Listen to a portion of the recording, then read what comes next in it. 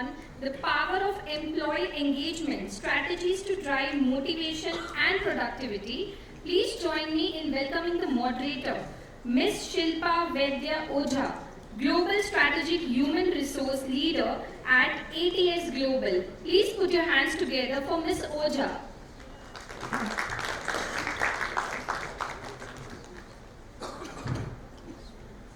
Shilpa Ojha is a visionary HR leader with over 20 years of experience transforming business ambitions into people-driven success. Known for leading mergers, building high-performance culture, and aligning talent strategies with organizational goals, she specializes in innovative talent management, inclusivity, and crafting compelling employer value propositions.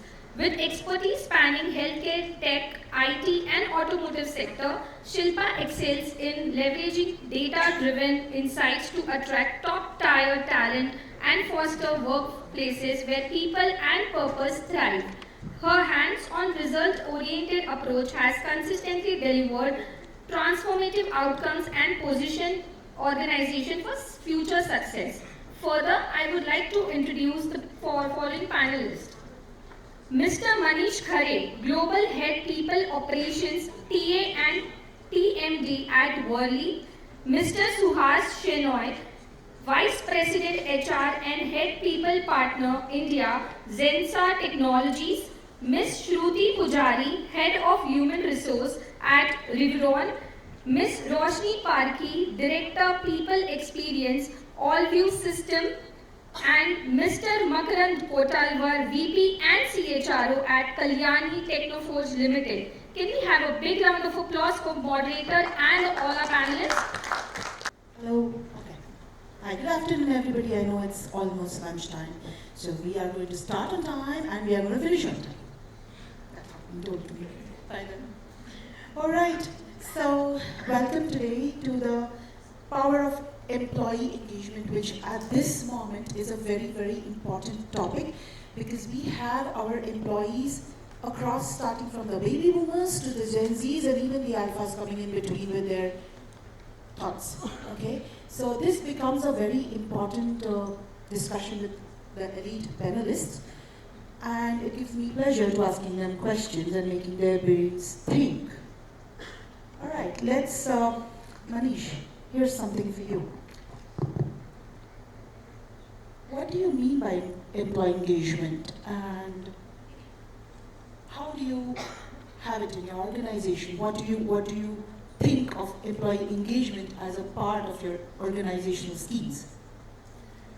Thank you, Shilpa. Good afternoon, everyone. So, like what I believe, in my opinion, employee engagement is something which starts from your own upbringing, right? How you have seen for your own kid, how you engage with them. I think we always mention in our organization that, okay, employees are my family. They are my left arm, right arm kind of stuff. But do we really think in that manner? Do we really treat with them?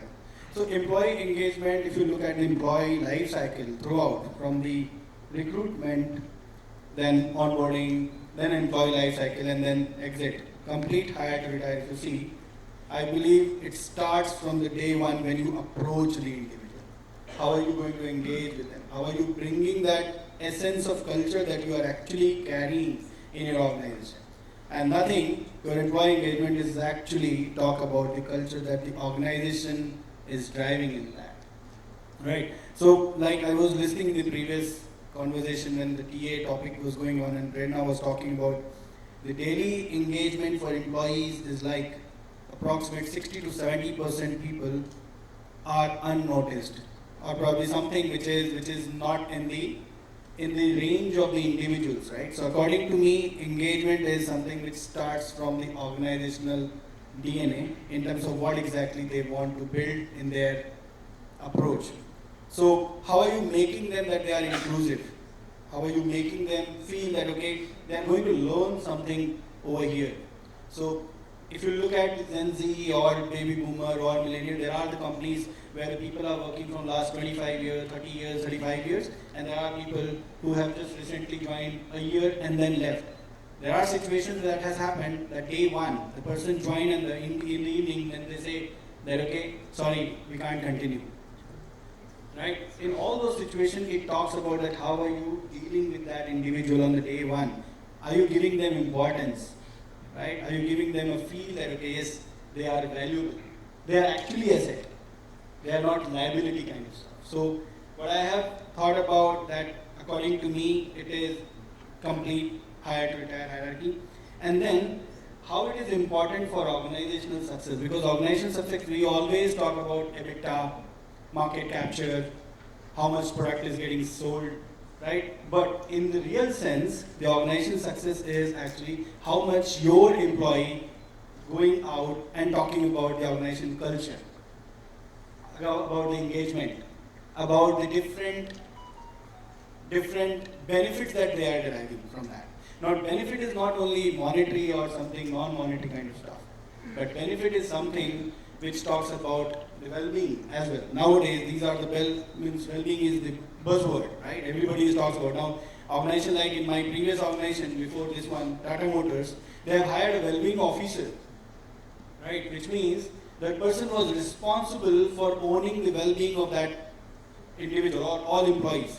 We are dealing with large blue collar also. In my current organization also, we focus a lot on well-being. So organization success is depending upon the individual success. That the moment we start realizing it, I think that is the end and that is the beginning of the employee engagement and organization success. Thank you. Thank you so much, Manish. Quite insightful, I must say. All right, so let me move to Makarand. Makarand, according to you, you come from a very strong background of leaders, you know. So when Manish was just speaking about EBITDA and the bottom lines that we really look at, what, according to you, is the role of leaders in employee engagement? Okay, good afternoon. See, Manish did talk about, EBITDA, revenue. Okay, so first question any employee or anyone will ask, is that being communicated to employees? If you want to have a buy-in from employee, if you want to, see that he is engaged. So first, question will be asked to any leader or manager. Okay, so what is that, communication you have been made, periodically? Is that being communicated to them? One, if those vision, if those objectives are not categorically communicated to employees, teams, obviously there will be a gap. There will be a certainly difference in what they are doing and what company or organization what they do not have. Okay, so the first step towards employee engagement is making managers and leader very clear what the vision is.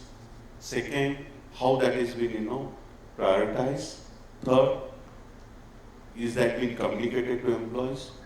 Fourth, how are you engaging them? It should be meaningful to them. Okay, so sometimes it happens that managers and leaders, they do talk about vision. But if you look at practically, employees are doing something very different. There is a complete disconnect between what practically they are doing and what is the vision or what they are talking. So walk the talk is very, very essential, very, very important. If they can do, then definitely they can establish a good connect between employees and the objectives of the organization. Okay, so that can definitely help to increase EBITDA, revenue, manufacturing costs, people costs, and so many other costs. But engagement is very important. Yeah. Right, thank you, Makarand.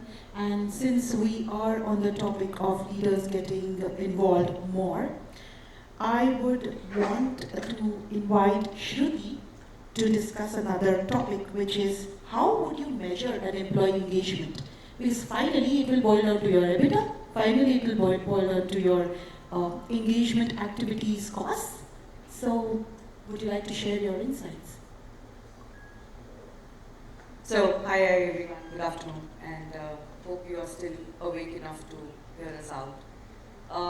But a quick view, even before I jump to the answer, what Shilpa is asking about is, for me as an HR, I would look at engagement not only for employee, but the candidate that who's going to join my organization. For me, it will start there, because as from a TA side, if I look, you start engaging a candidate who actually gets somewhere glued or sticked to my organization as a brand because of an XYZ culture that my recruiter could talk about, because of an XYZ USP that we can show about career development, skill development, etc. to a candidate. So there is where, for me, the engagement will start. Today, when an employee joins with me in the organization, the first thing that I think we would definitely look at is how he or she is comfortable in the organization, how he or she is able to understand the business, understand what is expected out of that person. But beyond that, there are multiple metrics that we look at. We do a lot of surveys, we do a lot of what normally we call as pulse, where we try to understand how employees feeling in the organization. Is there a work-life balance? Are they feeling comfortable enough to work with the respective managers? Is the mindfulness enough in terms of mental well-being? So these are the multiple parameters that an organization does look at. But we also try to understand offline conversations with employee, which is via skip level, when we connect with them over multiple different meetings or lunches or coffees, we try to hear them out that how are they feeling in the organization. There is also a good way to understand an engagement of an employee is go to a Glassdoor or any such application where people actually go back and write about the organization, how they felt or how are they feeling to work in that organization. These are some modes where digitally you can go and look at.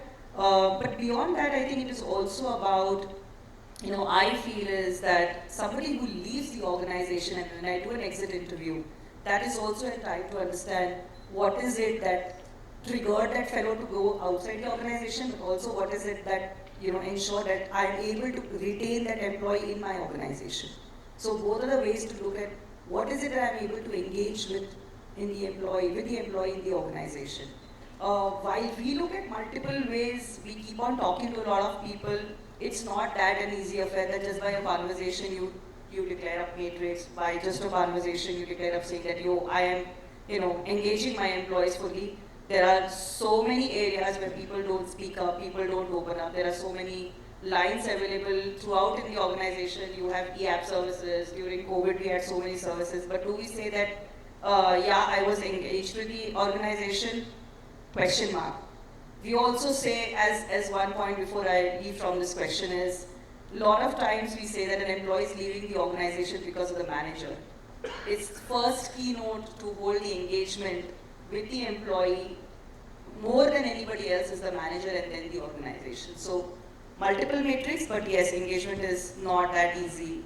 Definitely a tough job to work upon.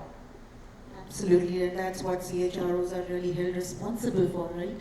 Circling back to Makarand on his question about leaders and how to engage those leaders for our employee engagement, I have a question to extend onto your previous question. How do you ensure that leaders are held accountable for our employee engagement outcomes? I mean, we spoke about leaders being required to train and be involved, but how do you hold them accountable and responsible for this? So, Shruuti, you did talked about some surveys, right? Employee survey, pulse survey. So these are the ways we can definitely know what is the level of employee engagement, and definitely we must have targets set for managers and leaders, and that should be definitely reviewed on a periodic basis. So there is a what part and there is a how part. What is all about what are you delivering to business, but how part is about how are you demonstrating. Okay, and that in that demonstration, the employee engagement, will be one of the aspects. Okay, so are you engaging employees? So are you having one-on-one with them? Are you, creating development opportunities for them? Are you doing, fair assessment to them? Okay, if this all you are doing, okay, what is the percentage of growth you are giving to your employees? And finally, what is the rate of separation or attrition, what we call? I think this all sums up how an individual leader or manager is engaging, his team member or his team. I think that all it should be part of even leaders' performance assessment. So you mean to say that should be actually included in the competencies and the KPIs of the leaders? So, of course, it is a what part, what is the percentage of engagement, or what is the percentage of attrition, that is what part. How part, how are you? How many numbers of one-on-one you have done? How many numbers of development opportunities you have created? How many number of, it is all number driven. Okay? So, lot of surveys have done. Vacancy they have done a survey, and they did mention about if your engagement rate, okay, if your 72% of employees are engaged, the growth rate can be more than 100%. If employee engagement score is below 33%, there is a high possibility that you are going to dump your organization sooner or later. Okay, so who all is going to create? All employees, teams, they look at leaders and managers that they are the visionaries, they are the creators. So definitely onus is high, and according to me, it should be part of their performance measure. Many managers and leaders, they may not be fully equipped, but it is important that someone should give them insight about where the engagement levels are. If at all, there is leadership development program need to be organized for them. There should be 360-degree feedback should be given to them. Okay, so that all need to be done. I think this will help, for leaders or managers to, inculcate not only, the culture, but also get most from employees and people. Thank you, Makarand. Yes, Manish. In addition to what Makarand mentioned, so the most important part is, as a manager, are we really owning the employee? Right? The sense of ownership, it is not only business ownership or that portfolio that individual is managing. That is the culture which we were talking about. In terms of owning that individual's growth, retention. Today we all talk that, okay, retention. But retention is not the HR's responsibility. Retention is also have gone one step ahead. It is a business responsibility also. Knowing that what exactly the individual wants, what is the basic needs are from that individual. Is it not going beyond the, the own performance in terms of, see, some of the people have psychological, clinical support they require in terms of, right? So we have different, generation, genders, everybody. So we have diversity within the system. So knowing them inherently in terms of what exactly that individual wants, that ownership should be with manager. That sense of understanding we should build. We always talk about 30, 60, 90 days plan for any individual when they join. But we just prepare. But who adheres? And who follows that it is getting adhered? Whether the individual is completely settled or not is the ownership of manager. Sometimes it happens that even the day one, when the individual have joined, manager didn't have time to speak to him or her. And they say, okay, just give them a cup of tea, coffee, let them wait in the cabin, I'll meet them. What impression are you giving to the individual? Are you engaging? You yourself are not engaged with your own role, which means as a manager, you should give time to your individual. Time, listening, immersive listening is important. Right? So this I... There was, one more point, so all along, earlier days, in industry, employee effectiveness was measured. But time has come, now we will be talking about, managerial effectiveness. If the managerial effectiveness is higher, automatically, and in the count, employee effectiveness is going to, come. So that need to be noted. Thank you, Makarand and Manish. I know with the tummy is rumbling, let me just give you a moment to gather the thoughts. Do you have any questions from any of y'all? I would like to take one or two before we proceed. Yes, please.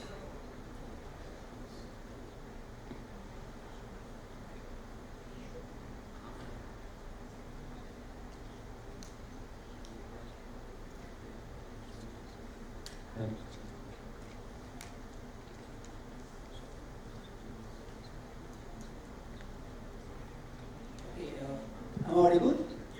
Okay, so Ms. Makarand, I totally, overwhelmed and agreed with the thoughts that you have, and same with you, Mr. Khare, right? So, yeah, there's a practice in my, company basically, that our EVP, whenever he has to ask the vision statement of the company, he never asks the employees, right?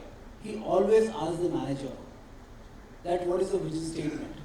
And to be very honest, they must be knowing about it. So the stakeholders that I believe particularly is the managers definitely. If the managers will be aligned, okay, so I think even the employees will be aligned with the same part. So it is actually we need to focus on the manager that they should start delivering towards the employees. Ultimately, employees has to listen, right, if the things are not happening, but manager may skip out of that particular part. So what is your thought process on that? If managers and leaders, they demonstrate, Yes. definitely employees will try to follow that. Okay, if managers and leaders, they don't follow, demonstrate, there is a high possibility employees will ignore that. So managers and leaders will play a vital role in creating a conducive culture. So how should we do that? I want to come to this particular part because see, managers. I will give real life examples. Okay, so is on yearly basis, the vision is being communicated, and are we making employees to speak in front of in a town hall meeting, how they demonstrate, how they link, how they demonstrate to achieve vision. So are there ambassadors in your organization who are telling others this is how I have done? Okay. Second, are there you can say a performance linked to your vision? Suppose this is 2024, 2028, 2030. So is your vision, having the short term, long term, and the last term, visions aligned and shared with employees? And are there review mechanisms? After the review, are there reward mechanisms? So one, communication; second, performance; third, assessment; and fourth, rewarding employees. Once you do this all, definitely even employees will carry on that part. Thanks. Thank you so much. Thank you. I would just like to continue with our perspectives, different perspectives, into our next part of this. Roshni, here's a question for you. How important is work-life balance in driving our employee engagement?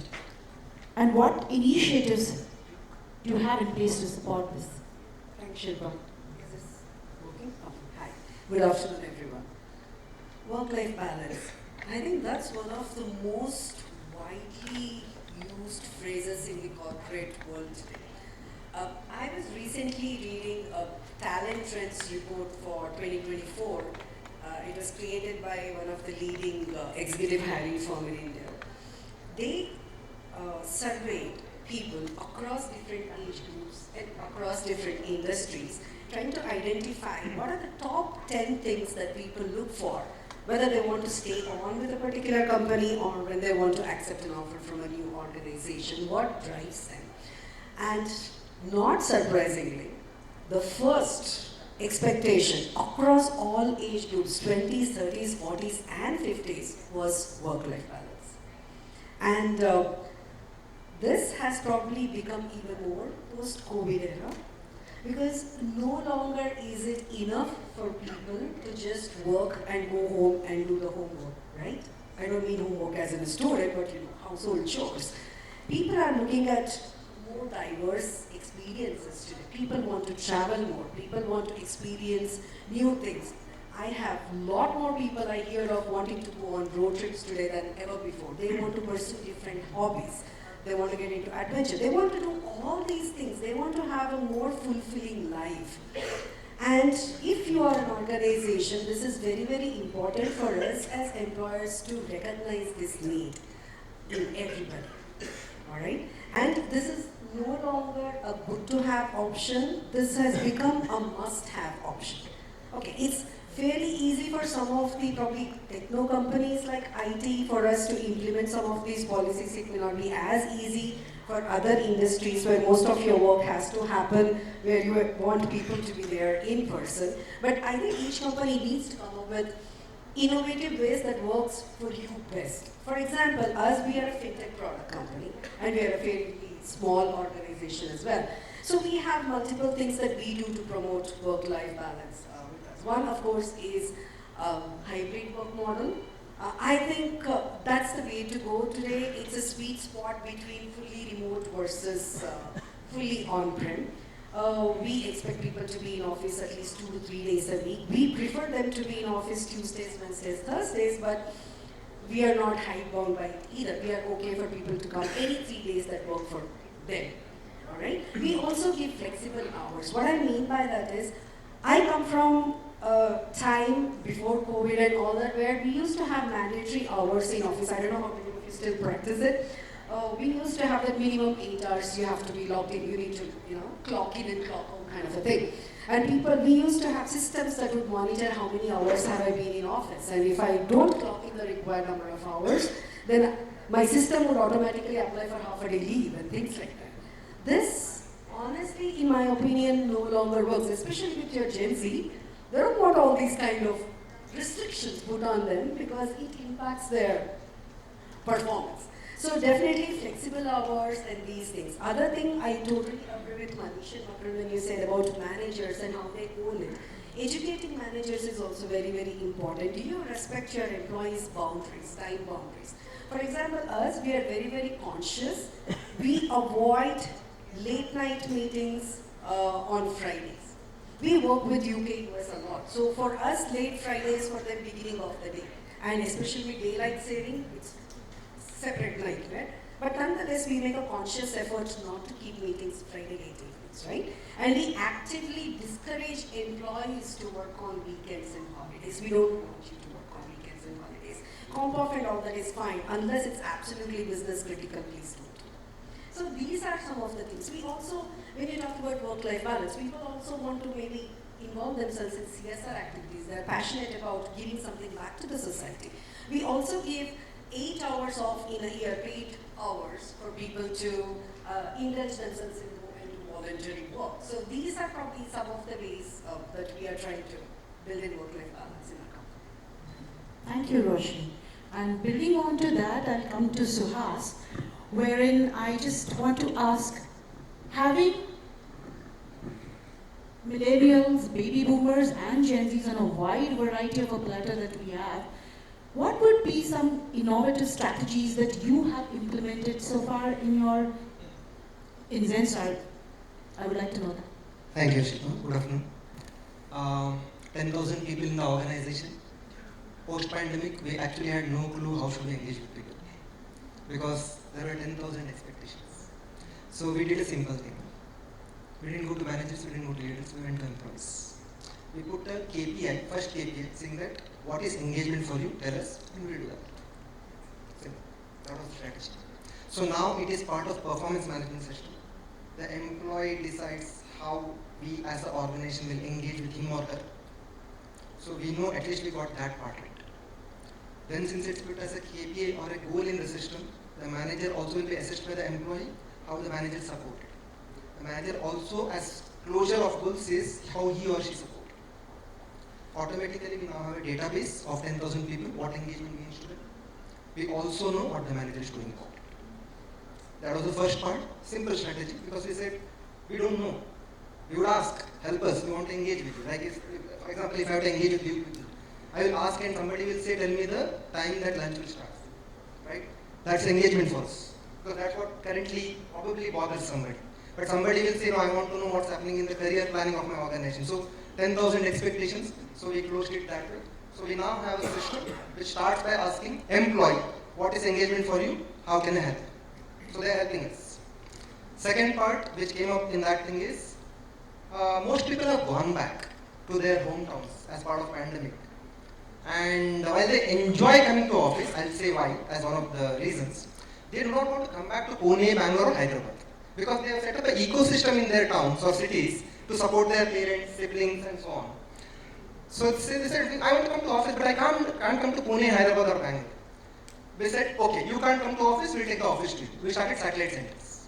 So we went through the geography profile of our employees. We opened small satellite centers in Chennai where 100 people can come together, work there in that office and get that experience. Why is it required? On a lighter note, As an employee, it's my birthright to collaborate with other team members and collectively decide manager को कुछ नहीं आता है. But that platform has to be. So as part of that engagement, we took satellite centers to them where they can come together and say that अरे ये नहीं है, वो नहीं है, this way that. At least that platform was provided. They were missing that. They want that flexibility where I'm in my hometown, but I also have to come to office because that need is still there. It's a wrong assumption that people don't want to come to office. They just have that need to connect to people. So just two examples of how we took up engagement. And last part is we started with HR-led engagement 20 years back. Then delivery-led engagement maybe 5 years back. Post-pandemic, I would say it's largely experience-led. Because end of the day we can do 100 things. What is the experience, the last mile experience of the employee? Like for example, I will not name because of sensitivity. I have a friend sitting here who is a senior accomplished HR leader. And we have worked together in some organization where the employee experience was not good because of something that happened. And she had the courage to take on the CEO and tell that the employee experience is bad because I am the custodian of employee experience. So that inspired me, saying that okay, so that last mile makes a difference. I can have 50 models, I can have 100 processes, experience. So we have now moved from, and that's a very good this one, that it moved from HR at least to manager delivery. Now it is experience-led. We are all enablers. The last mile of experience matters. So we have made that transition in the interest of time. Back to you. Thank you, Suhas. Thank you so much. That was quite insightful with all the various things that Zensar is taking up for engagement. When I say, they say employees don't really leave their jobs, they leave their managers. So when you see somebody really running for the exit, why don't you just offer a coffee, right? So coming to a very interesting topic, I go back to Roshni. Roshni, what steps you are taking to promote mental health, which is a huge buzzword nowadays, right? So would you share some highlights on that? Sure. We look at employee wellness from various facets. I'm very happy today, honestly, that these days people are no longer worried about talking about using counseling services or wanting emotional support when they're going through a tough time. And earlier it used to be a taboo, and it's a huge mindset shift that we are open and we are willing to accept that yes, just as our bodies need nourishment and help at times, so do our minds and so do our emotional well-being. This is something that we take very seriously, and we are looking at various ways we can do this for our employees.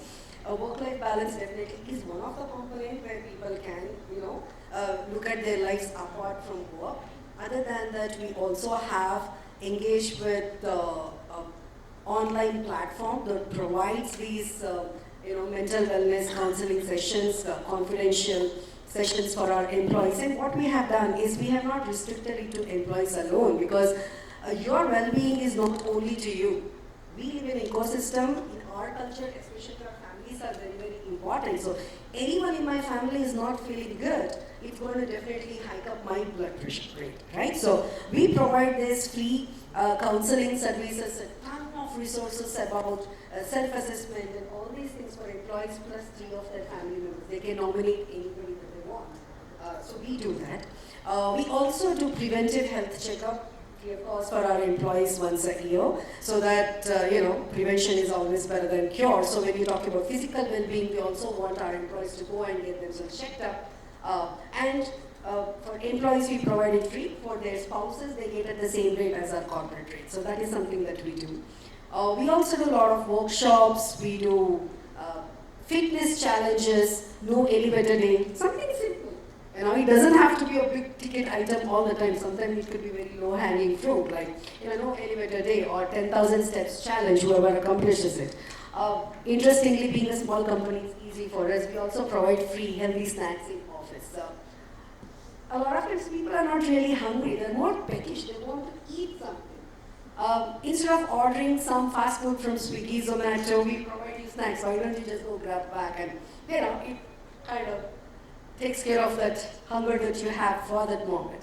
So these are some of the things. Again, I cannot stress enough about the role played by the managers and the leaders in these kind of things, that managers also need to support their employees in all these things. So I hope that was helpful. Thank you, Roshni. And building on to that, I have a question for Manish. Manish, how do you feel rewards and recognition play an aspect in employee engagement? Bridging mental health and rewards and recognition, I'm sure it's a push, a catalyst somewhere, right? So your thoughts on that, please. Thank you. On this piece, I will split that. Nowadays, R&R is split between reward and recognition. So, gone those days when we were only thinking about monetary terms of rewards, right? Or something which is more giving the gift vouchers from Amazon, Flipkart, and all those stuff, right? So, those days have gone. Now, reward and recognition. So, reward portion is also falling somewhere between well-being. That what exactly companies are offering as a reward. Are they supporting me from mental well-being, physical, financial, social, all these 4 elements that we are touching. So for example, in my organization, what we do, we cover all these 4 segments, and as Roshni mentioned, in terms of looking at the family and supporting 3 members that employee is nominating, we go with immediate family member, saying that whoever is it, right? So that person will get the support from the organization. Now, reward is also split into what you are rewarding and how you are rewarding, kind of, right? So, what portion is more important earlier? Now it is on how part that we are focusing a lot. That how are you actually rewarding the individual? There are various programs like Spot Award that we give anybody. Like if you have gone in Magni or kind of startup, wherever you go and you just ring the bell. Kind of. It is also one way of appreciating somebody and giving them a kind of recognition. Okay, hey, you have done good job. So it is important to understand that what you are rewarding, how you are rewarding, how is more on recognizing the impact of that individual that has created in the organization. Are we giving them knowledge, skill-related reward, right? Are we giving them an opportunity to go one step ahead, which is going extra mile in going beyond their vicinity where they actually perform. So that is something which the organization is now thinking. Most of the organizations I have worked with and I have heard from the other people that they are focusing on R&R more in terms of beyond the monetary terms. That is the other one. How it is being implemented is something where again go back and say it is the responsibility of managers to own that how they are recognizing the effect or impact that individual is bringing. Are we giving them right goal? Are we giving them right clarity of their job? Is something recognizing? Are we knowing them? That is what I'm saying. When I say ownership, I should know that what my individual is facing as a problem, mental problem, family problem, social problem, financial problem. That person should feel that, okay, I'm going to talk to someone who can listen, bring the confidentiality in their conversation. That person is listening and actually recognizing, okay, yeah, we are seeing that, okay, this is the problem that I have seen in your ways of working. Your tone has gone changed. Your approach towards the problem has gone changed. I think, do you need something? So recognition is something not only appreciating, but recognition is something where you need to recognize the situation, that particular moment that individual is living there. I think it has gone beyond that particular foray. So this is mine. Thank you. Thank you, Manish. I want to make a very ambitious and a bold statement over here. When I say our goal is to create workplaces so engaging that every Monday feels like a Friday. I can dream, right? I can still dream. Coming to that, I will now ask Suhas a quick understanding of what he feels. What are the emerging trends beyond today, beyond the months, coming to the future? What do you feel are the emerging trends in employee engagement? Thank you. So my assumption, since it's emerging trends from whatever I am experiencing, is that hyper customers. Because like I said, these days engagement means multiple things to multiple people. On one side, I hear models on work-life balance. And when I speak to employees about what engagement means to them, they give me different ideas. They say that like this actually happened where in our engagement KRA, one of the TA persons said, I want to work on weekends also. Because the person is 23 years old, wants to make some quick money. So it was clearly mentioned in the KRA saying that I want to overwork. Now, as a HR person or as a leader, should I go and counsel that person on the implications of that? People are smart enough, they understand certain things, they are deciding for themselves. So for us, it's to hyper customize, for which we need to understand what is it that they are looking forward to. So that's, I think, becoming more and more important, and that's why people are leaving organizations, because we are imposing models at times which may not work. So what works for that individual works. So our job is to bring that ecosystem into place. Second is, at least from, I'm slightly being restricted in my views here, from a technology sector, I would say hybrid. This is not going to change. Anything that you are going to do as part of engagement should be something that you can implement anywhere in the globe, anytime, any place. Otherwise, it's not going to work.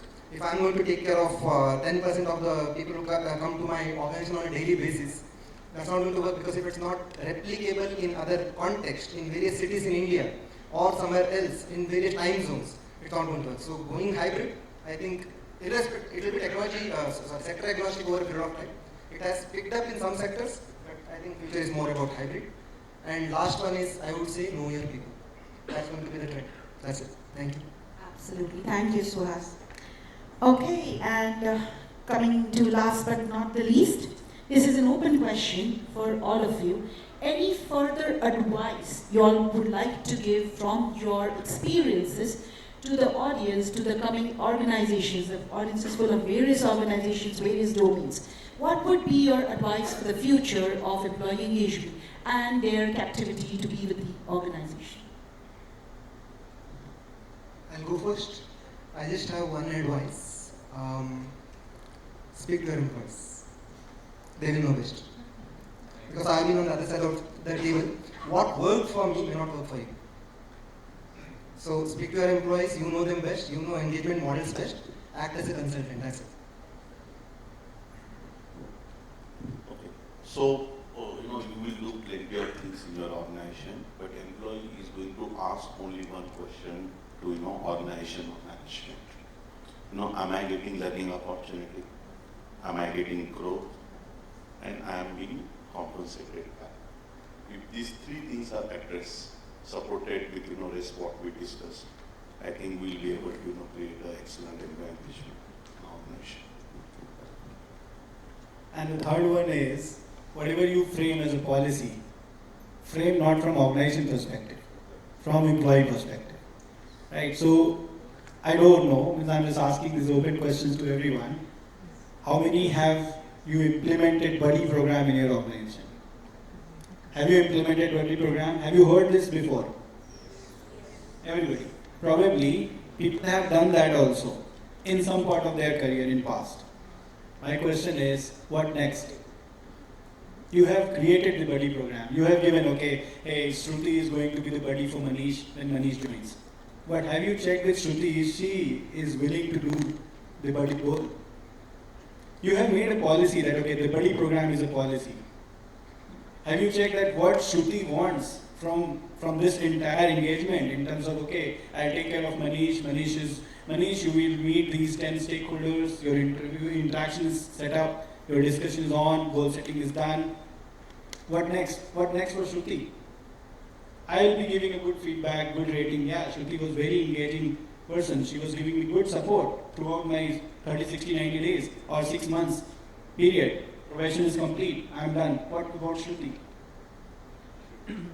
She should also be recognized, and her performance should also be linked with that leadership behavior in their overall goal.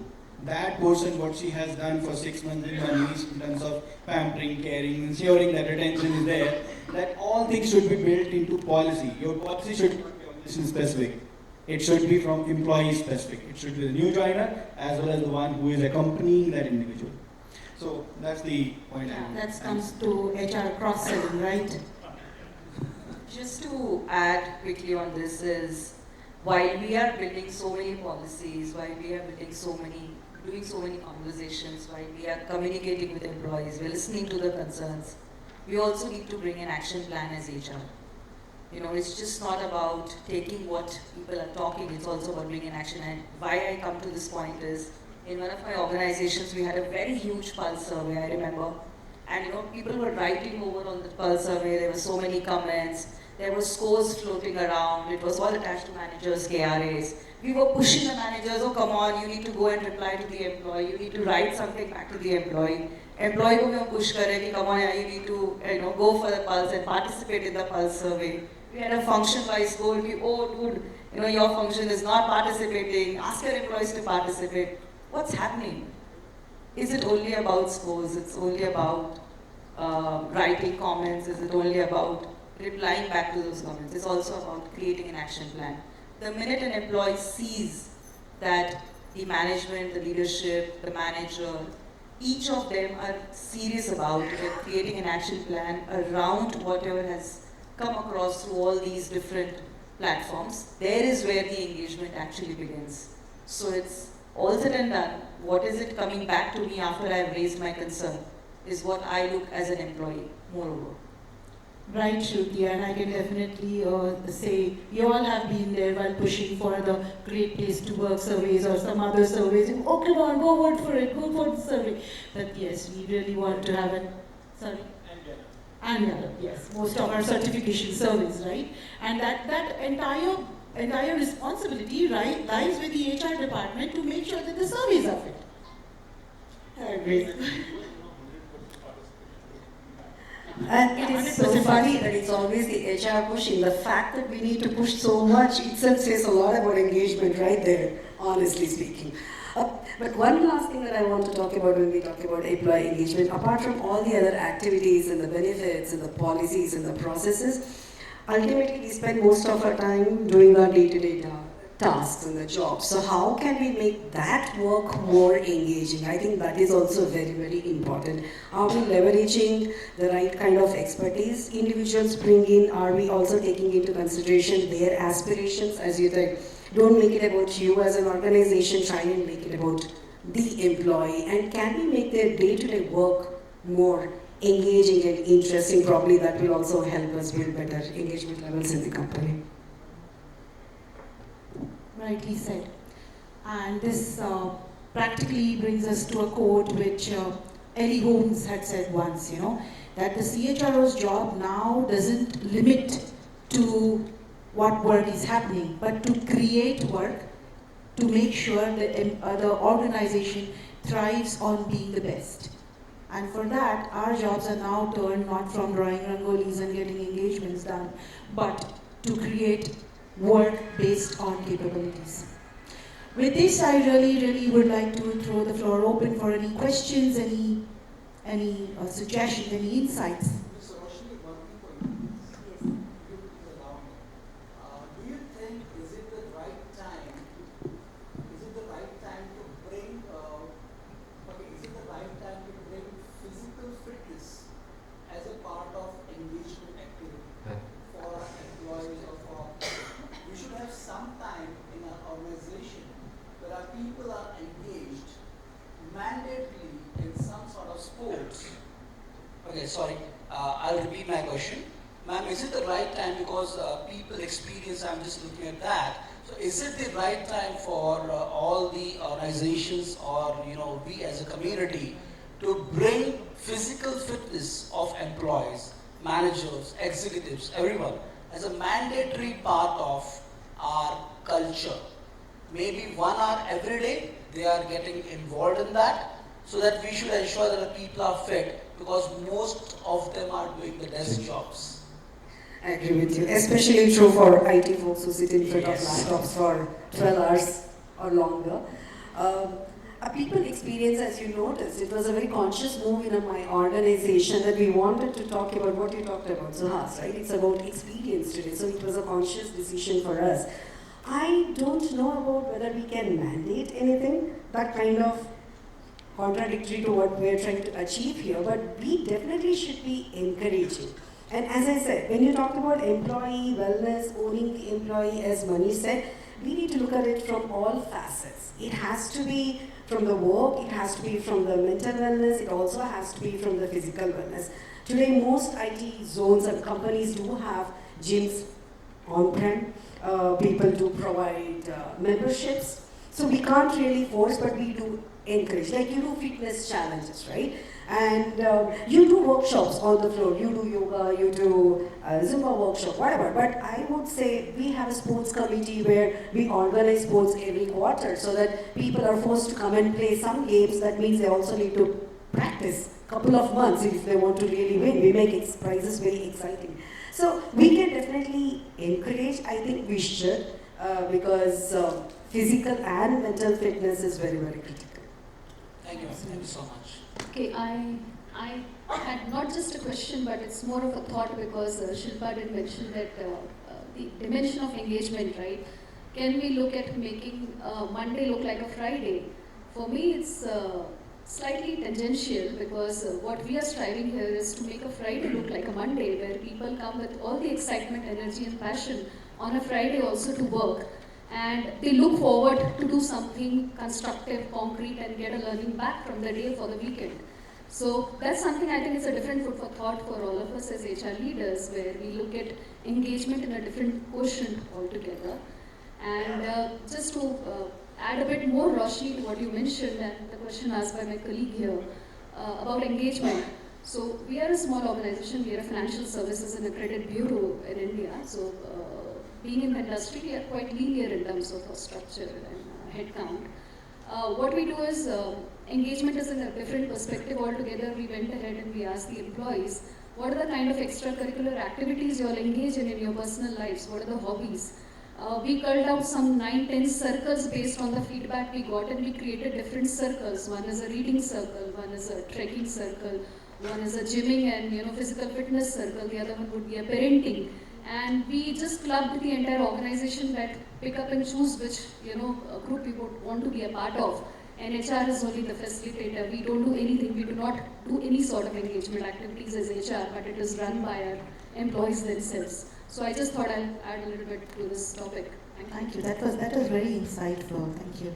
Yeah, I think you're talking about those circles who are actually owning for people working in the office. I think there is one more segment where we should start focusing on the people who are working from home. Though we have given them an opportunity saying that you can work from home, sit, work, but there are one sword which is hanging on the head, productivity, utilization. Right? We always say that, okay, we have put in this system, there is a machine, there is an application in your system which will track your productivity, how many hours you are working. But there are practices which we have seen where system goes shut down after notification saying that, okay, you have worked for 2 hours now, you should take a break. And then system completely goes shut down, and then the person will take a break for a quick 10 minutes, 15 minutes, again can come and log in and start. I think these are some of the new ways of stopping because of the pandemic, and after pandemic that entire thing was erupted in terms of bringing these new ideas, in terms of making them engage, well-being and all this stuff. Otherwise, before pandemic, nobody was talking about this well-being subject at all. Right? That's the point I just want. And to add to this, I think the Pomodoro method really helps in this. Keeping your time check. Get up, go for a walk. Yeah. Like Khare also says that, okay, you have like for 3 hours, now you take a break, tea break kind of. There's this very nice insight which one of my mentors had given me. When we prepare IDPs for our careers, right? We have our IDPs prepared, okay, I want to become this at this age, and I want to learn this, you're upskilling, etc. I'm sure the Access people are really going to like this. We should prepare IDPs for our own self, our personal IDPs. Not financially driven, not career driven, but personal IDPs where you want to enjoy life.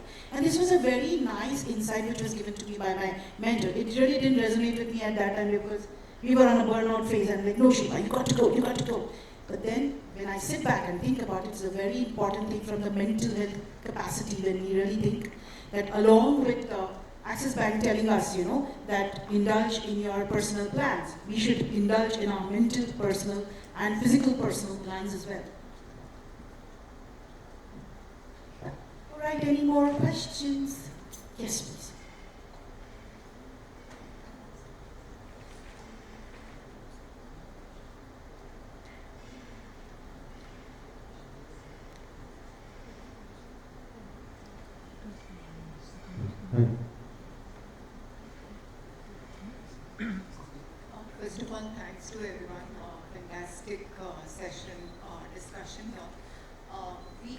have been doing engagement for a very long time. I think whatever I heard, and I was thinking most of the stuff as HR leaders, we've been doing.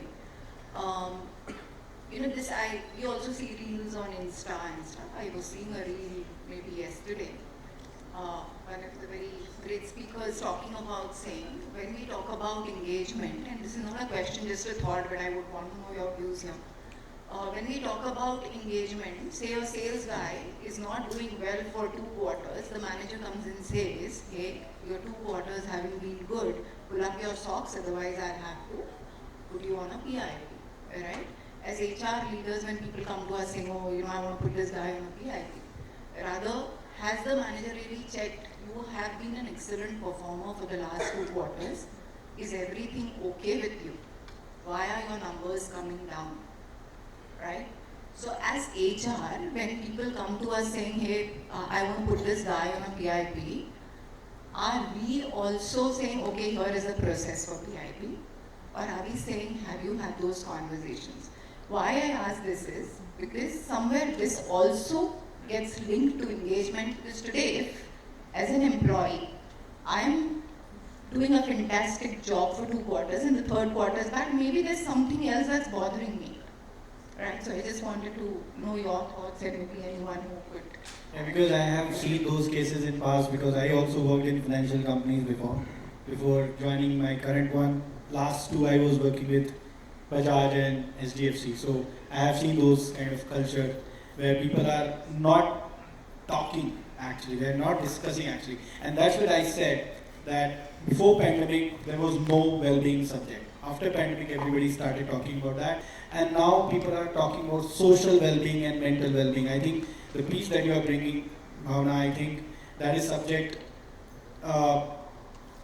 before going to PIP, and either manager is capable enough to listen that individual, or that person is only finance oriented, number oriented, only talking about numbers. You have not done this business, you require to go on PIP. But there are separate subjects that you talk. I think there should be some counseling session with that individual to understand, listen, what was the problem all about? Was it work pressure? Was it something related to family problem? I think that is very important. Before moving that individual to PIP, somebody should listen to that individual. So my main concern was, as HR leaders, what are we doing?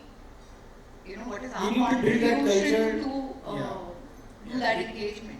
Correct. We need to build that culture to manage it. The culture comes from top. This culture definitely comes from the top. So if I may add, you know, one of the things as an HR leader that has helped us, and you've hit the name, Care, a word says, you know, sentimental analytics is a game today from a technology. Starting from AI technology, I think Suhas should talk about it, because Zensar had started this in 2014, like when nobody was even talking about it. Sentimental analytics tool checks on people, and it keeps an eye by reaching out to you. Sometimes HR, if you are 10,000, 20,000, 40,000 people, sometimes HR is a handful of people. It's very difficult to reach out to every Tom, Dick and Harry, right? So managers come into the play. So there's a system that has come, I'm just calling it out, which talks to employees and asks them, how are you doing today? A simple question, are you okay? And maybe like an onboarding time, Manish, that you were talking about, initially the person is elated and they're saying, oh, I joined a great company. The moment the days pass by, 4 months later, if you see the trend analysis, a person is very, very upset because of whatever quarterly performance, could be manager's conversation.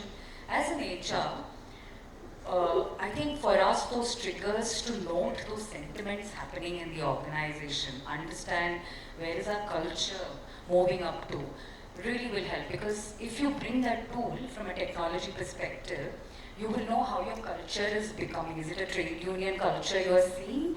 Is it a culture that you are seeing people, this group of manager is having maximum issues.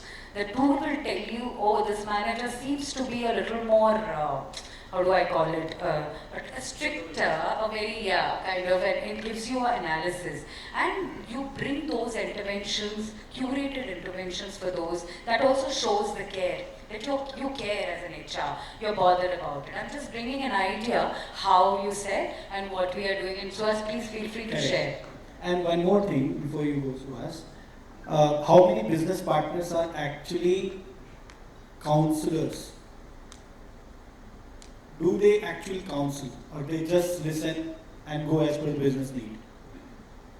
Business partners, I think business partner at HR, I'm talking about business partner HR, the role is to drive the sentiments, organization sentiment to employee from business perspective. So it is also important that business partners should also be accompanied with those counseling abilities that individuals listening and keeping confidential and counseling on various parameters is also very important. So, please. Thanks. I'll just add one point on sentimental analytics because we started that around 10 years back.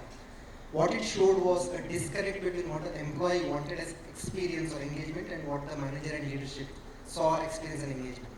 Just to give an example, we had excellent career path and a person, for just to give an example, went on PIP. This is a real case, not exactly PIP, but something went wrong. I went and spoke to that lady, 6 months old kid, just needed some support at that time, not career path, not something else. Now, sentimental analytics will tell you, we have launched a great career this one, everybody is happy, but at that time if you had spoken to that lady, what is it that you need right now for next 6 months, 2 years as part of engagement? She only needed some time off and no meetings after 6 p.m. Now that's engagement for her. That sentimental analytics will probably highlight, saying that don't celebrate your career paths, that's required, but 40% of the organization is not bothered about that. It's good to have, it's required. We are a system-driven, structured organization. But like I said, go to the last mile, ask. So, online, you triggered a very good discussion. We are a very simple organization. Okay, we do not have sentiment barometer or anything that sort. But what we believe is connecting with people. So one thing what we rigorously try is manager who has a span of control between 6 to 8 must have one-on-one, periodic one-on-ones with employee. Whether it is a personal issue, whether it is a role-related issue, whether it is a learning-related issue, it is anything. But he must have that, and he should capture, and that summary is being tracked by HR on quarterly basis. Okay, so managers, they give input, 1, 2, 3. These are the inputs. So summarize, and whatever the top,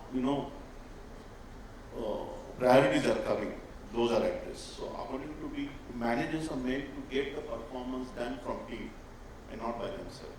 If they want to get that done, then one-on-ones are very, very important. Thank you, Makarand. And before everybody screams at me that we are hungry, let me close by saying happy employees, engaged employees are happy managers, and finally the HRs get to take a break with a coffee or a nice chill. Thank you, everybody. Thank you, Ms. Shilpa, for moderating this session so well. And thank you to all our panelists for the wonderful insights and engaging session.